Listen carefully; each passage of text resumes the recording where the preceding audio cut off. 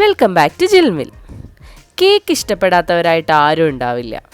Cake cut ചെയ്യാത്ത ഒക്കേഷൻസും വളരെ കുറവായിരിക്കും ഇപ്പോൾ. എന്നാൽ പൊതുവേ ഈ കേക്കിൻ്റെ ബേസ് ബോർഡ് നമ്മൾ കളയുക ചെയ്യുക.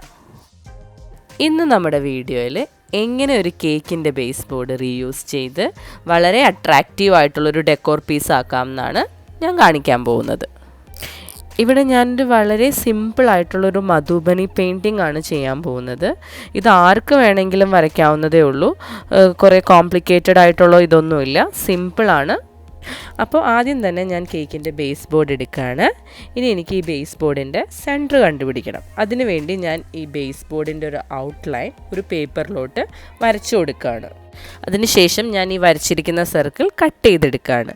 കട്ട് ചെയ്തതിന് ശേഷം ഈ സർക്കിൾ ഞാൻ 4 ആക്കി മടക്കി. ഇനി ഈ സർക്കിൾ ഓപ്പൺ ചെയ്യുമ്പോൾ എനിക്കിതിൻ്റെ സെൻറ്റർ കിട്ടും. അത് ഞാൻ ഇവിടെ മാർക്ക് ചെയ്ത് കൊടുക്കുകയാണ്.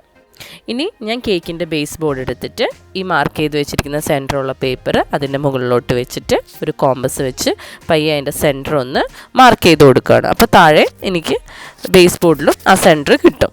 ഇനി ആ സെൻറ്റർ വെച്ച് ഞാൻ കുറച്ച് സർക്കിൾസ് വരയ്ക്കുവാണ്.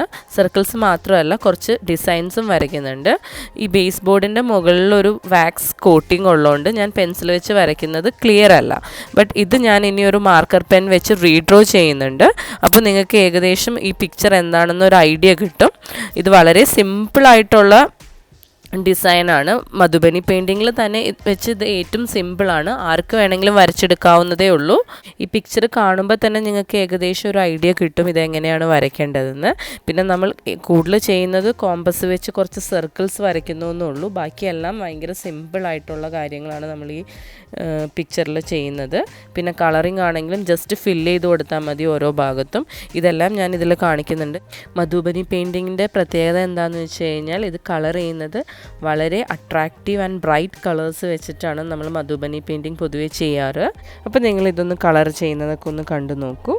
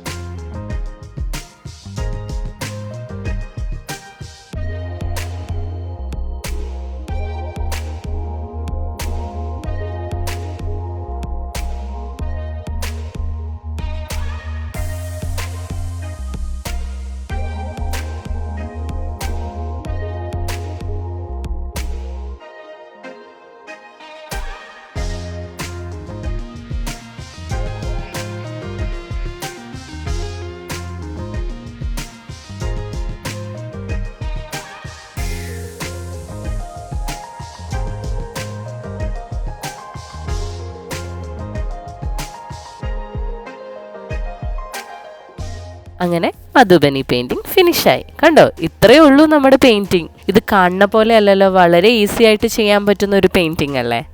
അപ്പോൾ ഇനി തൊട്ട് കേക്ക് കഴിച്ച് കഴിഞ്ഞാൽ ആരും ഇതിൻ്റെ ബേസ് ബോർഡ് കൊണ്ടുപോയി കളയരുത് കേട്ടോ. നമുക്ക് ഇതേപോലെ കുഞ്ഞി കുഞ്ഞി പെയിൻറ്റിങ്സ് ഒക്കെ ചെയ്ത് നമ്മുടെ വീട് വളരെ മനോഹരമാക്കി വയ്ക്കാം. ഞാൻ ഇതേപോലെ വളരെ ഈസി ആൻഡ് സിമ്പിളായിട്ടുള്ള ക്രാഫ്റ്റ്സ് ഒക്കെ ആയിട്ട് ഇനിയും വരുന്നതാണ്. അപ്പോൾ ഈ വീഡിയോ ഇഷ്ടപ്പെട്ടെങ്കിൽ ലൈക്ക് ചെയ്യുക, അഭിപ്രായങ്ങൾ കമൻറ്റ് ചെയ്യുക. ഈ വീഡിയോ ആദ്യമായിട്ടാണ് കാണണമെങ്കിൽ ഈ ചാനലൊന്ന് സബ്സ്ക്രൈബ് ചെയ്യണം കേട്ടോ. താങ്ക്